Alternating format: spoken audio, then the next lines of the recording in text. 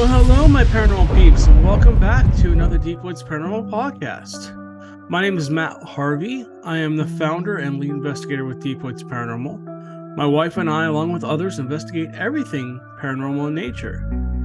Every week, we will discuss everything from creepy haunted locations to ghosts to Bigfoot, UFOs, Dogman, and other cryptid creatures, and explore all things paranormal in nature. Hey guys, so we're back. We were just in Florida last weekend and we came back, and as you can see, we've rearranged the office. It's been changed around a little bit. You can see the haunted dolls behind me now are up on shelves where they probably should be. Oh, that was weird. And hopefully they'll be happy up there. This one, which seems to watch you all the time, scary as hell. If you're looking at her, her eyes tend to move.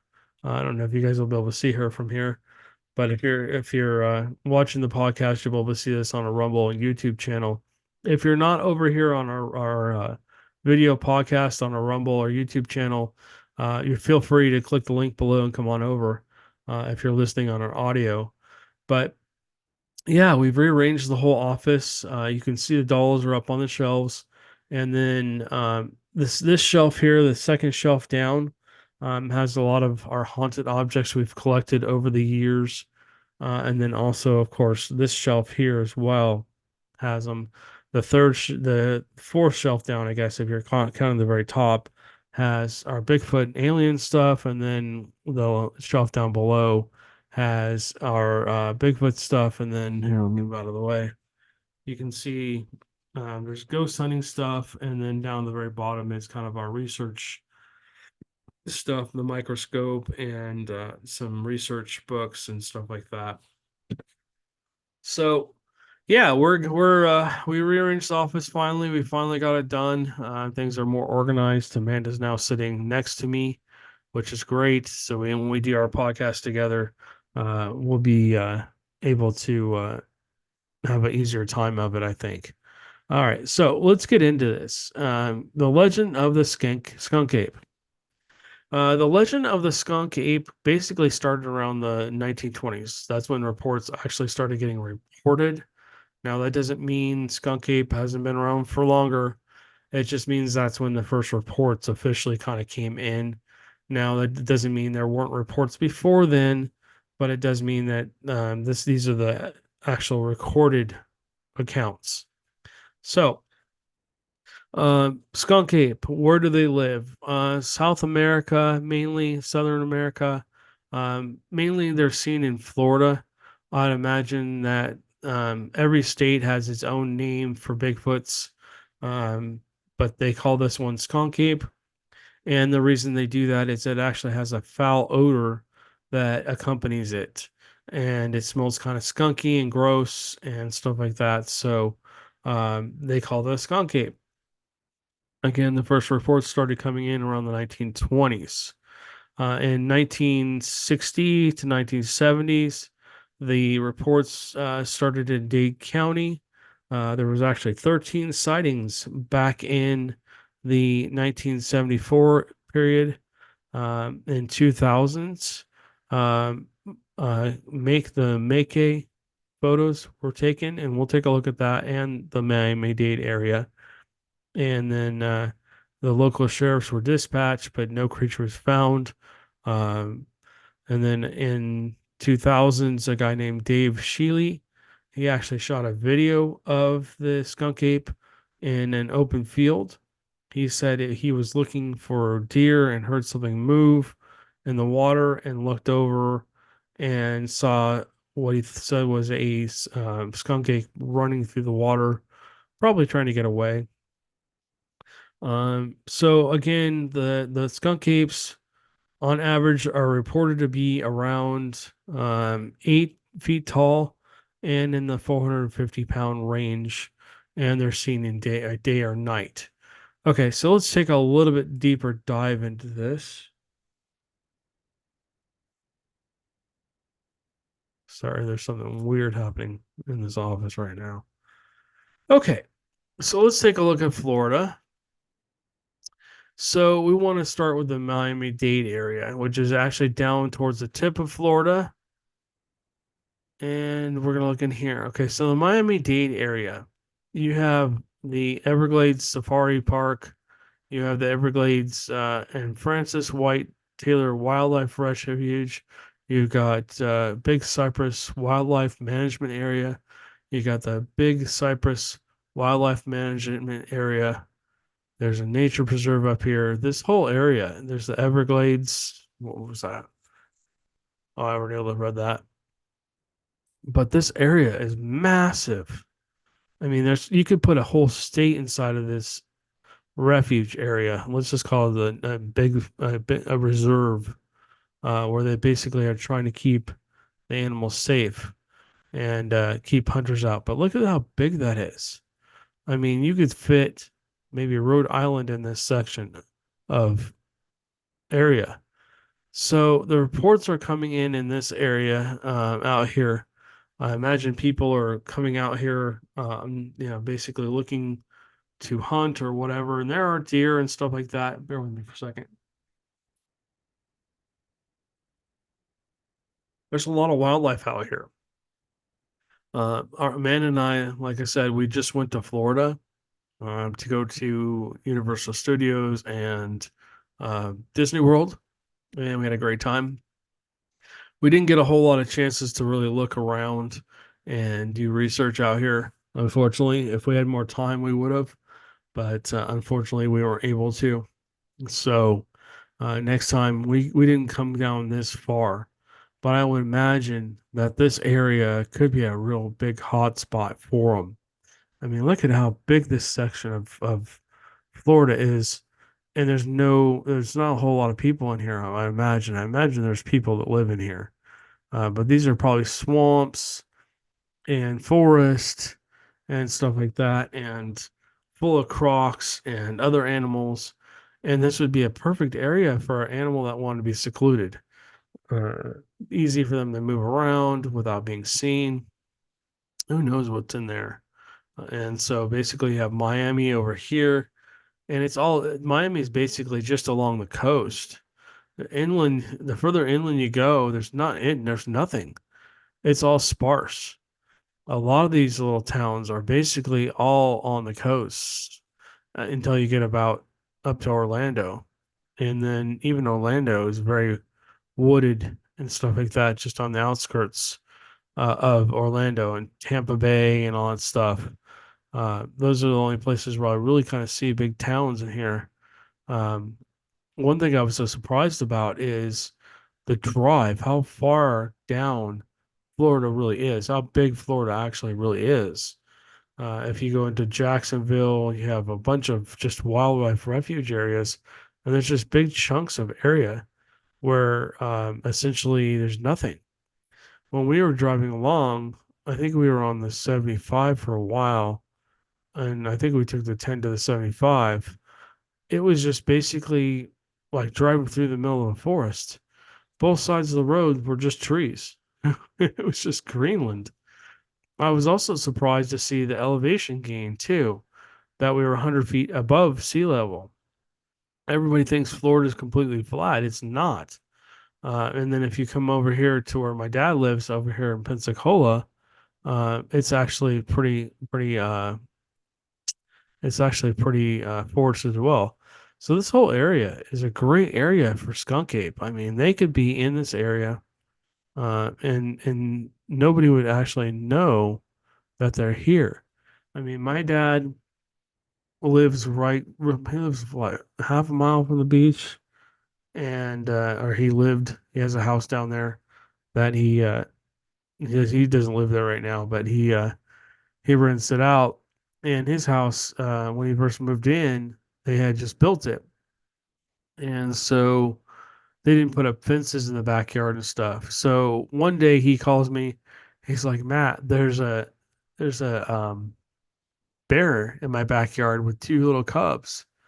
And he said they're just out there scrounging around and they're basically drinking out of his freshwater well that he has back there. And it's not for human consumption, but basically it's for the sprinklers. And so essentially they were out there drinking, then they took off. But he since has put up a fence. But that area is also very forested. So I was very surprised when we drove through this area how much wildlife is actually still out here in this area and how wild Florida actually is. It really honestly reminded me of Texas a lot, in the eastern Texas part of Texas. And so the more we drove through, the more I'm like scratching my head thinking, wow, I mean, this could really be a place where Skunk Ape could be. All right, so let's take a look at these reports. So this is the picture that lady took. And if you're basically what you're seeing on here is, for the people who are listening audibly, you're seeing a couple of palm trees that are probably 4 or 5 feet tall, maybe a little taller. The story behind this goes that a lady um, heard a noise in her backyard, and she took her camera out and took a picture. It was pitch black, and she turned on the flash and took a picture, and this is what came out. So here's a better picture of it. This has been cropped in. I'm not going to click on these. Unfortunately, YouTube and their copyright issues. I don't want to have an issue with a copyright issue by clicking on these, but this is just a Google search. You can do this same Google search. All I looked up was Skunk Ape, Florida, and all these pictures came up. So, yeah, this is reported to be a skunk ape. To me, it looks a little bit more like an orangutan, a very large orangutan. It could be that whatever they're eating out there uh, is allowing them to get a little bit bigger. So I have heard of escaped animals that they found out in the wildernesses before of Florida from the zoos. They do have a lot of hurricanes down there and storms where, unfortunately, those zoos are damaged, and sometimes primates do get loose, and sometimes they are not found.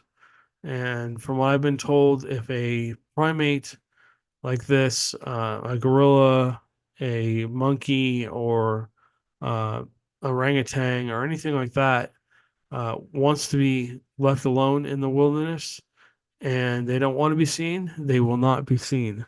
So they can be as elusive as Bigfoot if they really want to.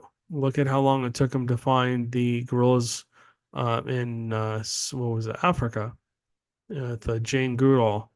I mean, it took her years and years and years of research to actually locate them and find them, and then become friendly with them and enough, friendly enough for them to actually videotape them. So, a lot of people go out, the people that actually go out and do this full time, or not full time, but they really, really love to do this, and they're actually able to get out in the field and do the research and figure out where these Bigfoots are.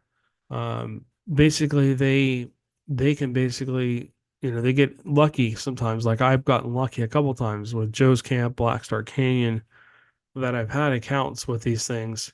And at that point in time, they get comfortable with you because they know that you're not going to hurt them, and you're not trying to do anything to cause problems for them, and you're able to get a trap cam photo of them, or you're able to get some kind of photo or video of them. They feel a little bit more comfortable with you, so they don't mind walking out in front of a camera. And basically, maybe this skunk ape was hiding out in her backyard for a long period of time, and she just didn't notice it. And maybe one day it made a bunch of noises, not expecting her to come out. And then all of a sudden she came out and was like, oh, hey, oh crap, I got caught. So it took off. But anyways, let's move on here. So this is the guy that was out looking for the deer, supposedly, and shot this video of a possible skunk ape. Sorry, I think that was one of the dogs. One of the skunk apes basically walking through the water. This is basically like a grassy field that's grown up that has not been mowed for a while, and basically it's flooded maybe. And so here's another picture of it. You can see its arms moving, and stuff like that. So very popular video for skunk ape researchers. Here's another picture of it kind of moving. I can kind of show you these different pictures. Here's another possible video of it. Here's another one. That's kind of blurry. This is better. So again, you guys got to make up your own mind about these things. Here's another video. Now these may not be the same videos, but there's a lot of different pictures and stuff of skunk apes that have been seen. What is this? That looks hoax to me. That could be real. That could be fake. I don't know.